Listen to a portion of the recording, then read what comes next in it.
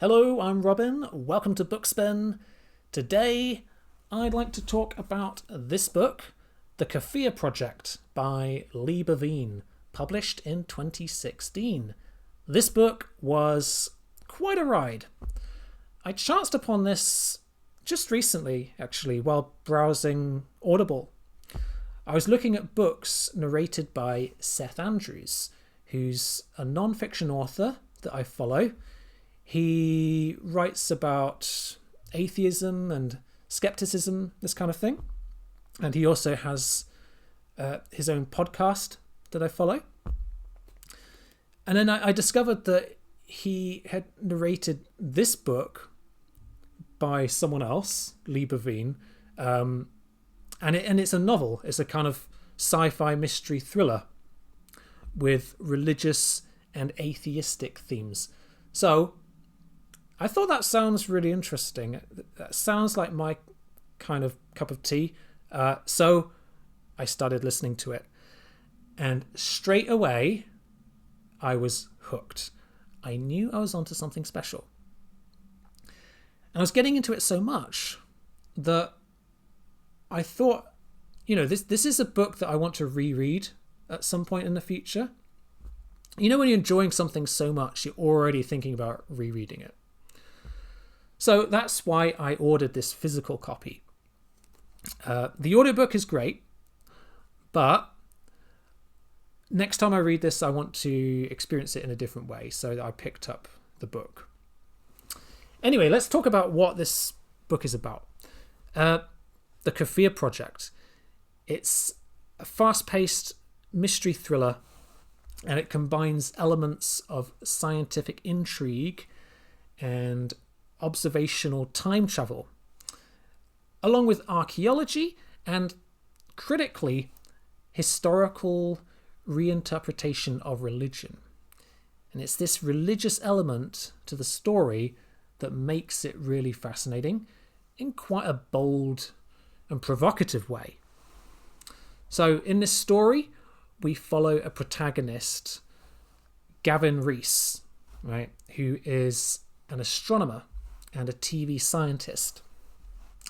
And he finds himself embroiled in a complex conspiracy right from the get-go.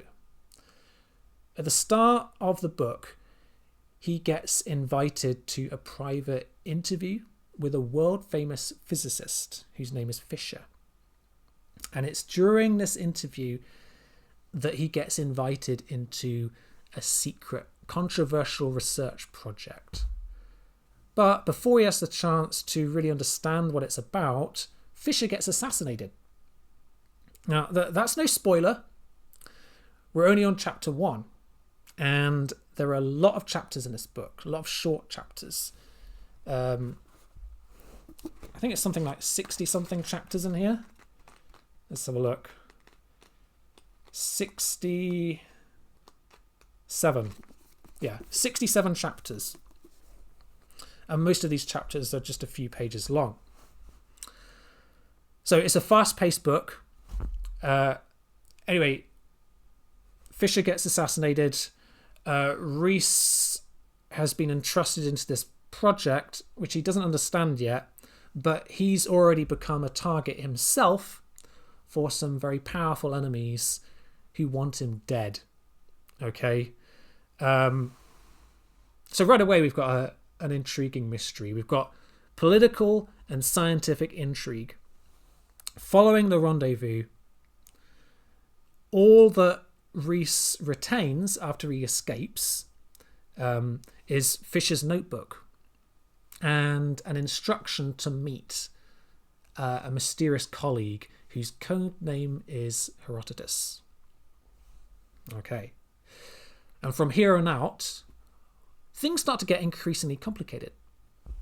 What follows is an intense, high-stakes suspense narrative as Rees joins forces with a DCIS agent who comes to realise that her own agency has become compromised and is somehow involved. And together they attempt to unravel the secrets of the project that Fisher initiated and expose these secrets to the world. And this is highly sensitive information.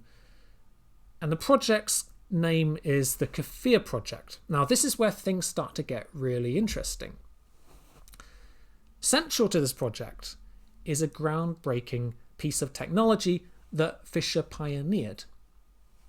It's essentially a time viewer technology that allows people to look into the past. So, like any time travel technology that any sci-fi author has ever tried to explain, how exactly this works is a bit mysterious, but it is given an air of plausibility by being dressed in the language of applied physics. So apparently, if you use high energy proton-antiproton beam collisions to disturb the Higgs field, you can bend space-time in order to capture information at an atomic level. Make of that what we will. But yeah, basically it allows you to make time recordings of the distant past. It only really works for the ancient past, because the closer you get to the present, the more massive amounts of energy are required for it to work. So regardless, the power of this device makes it the ultimate tool for studying history. But for the purpose of the Kafir Project, its application is pretty controversial. The goal of Fisher and his allies is to critically investigate the historicity of religion, specifically the Abrahamic religions, Christianity, Islam, and Judaism. These are all religions whose claim to truth are based on very specific historical claims. So by tracking down video recordings of key moments in the foundations of these religions, we learn that Fisher has uncovered accurate video evidence that basically debunks all of these religions, right? So, for example, they can show that there never was a resurrection, okay? Jesus died on the cross and his body was left to rot, and that's it. And they can show that the Quran was not what Muslims think it was or is, and various other claims to do with Christianity, Judaism, and Islam. They basically expose these religions and their origin stories as fictional constructs, thus undermining the whole faith. So, now the time recordings by themselves are not necessarily evidence enough to demonstrate these things as historical fact.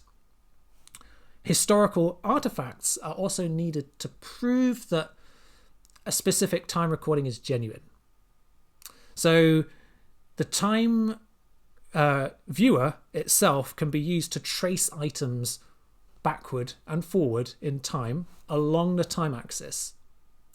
And this allows archaeologists to pinpoint these artifacts and the artifacts that they need to provide the corroborating evidence.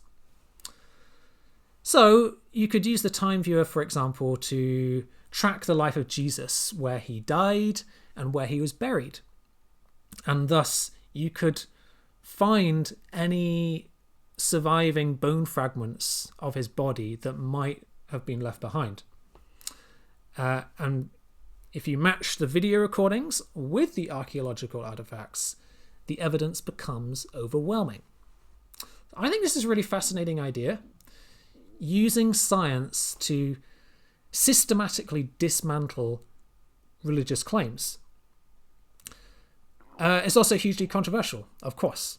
You can see how you're going to make some enemies here And there are some pretty powerful people who will stop at nothing to prevent Rees and his allies from pursuing this project and revealing the evidence to the world for both religious reasons and political reasons. But it does make you think, right? How would people respond if they were faced with irrefutable proof that their religion is wrong? I mean, I think this is the crux of the difference between skeptical epistemology and religious belief. Because ultimately, it all comes down to faith. To believe in a religion like Christianity or Islam, you have to accept certain unfalsifiable historical claims, which can never be proven or disproven, like the idea that Jesus rose from the dead. It's a matter of faith. So this is something that Christians and non-Christians will never be able to bridge the gap upon on this issue. But the time viewer changes all that. These claims are no longer unfalsifiable. They can be investigated and demonstrated once and for all to be false. So, yeah, as someone who's very interested in religion myself and religious history and skeptical thought, I found this a really fascinating premise and quite a provocative thought experiment. But besides that, I think this is just a very well-written novel. I've not really talked a lot about the plot here, but I can tell you it's very exciting and fast-paced, and it's quite addictive to read. If you look at other reviews on Goodreads, a lot of people have compared it to Dan Brown and the Da Vinci Code, which I think is a fair comparison, but personally I think this is much better written. The main characters feel fleshed out and sympathetic and believable. And there are some interesting antagonists as well, including a Muslim fundamentalist agent who is a proper sociopath. So, you can just enjoy this as a kind of entertaining espionage thriller, but it's the compelling sci-fi premise, I think, and the thought-provoking religious and anti-religious ideas which elevate this to a truly standout read. Now, you don't have to be an atheist to enjoy it. It probably helps, but even if you are religious, if you go into this book with an open mind and remember it's a work of fiction, you can still definitely enjoy it, I think. Just like you can be Catholic and you can still enjoy the Da Vinci Code. Or even be an atheist and enjoy C.S. Lewis, right? Anyway, I was enthralled throughout the whole book. And for this reason, I'm going to give the Kafir Project 5 stars. I really enjoyed this book, and I think it deserves a lot of credit for what it does and ought to get more attention. So that's all for today. Thank you for watching, and I'll see you again soon.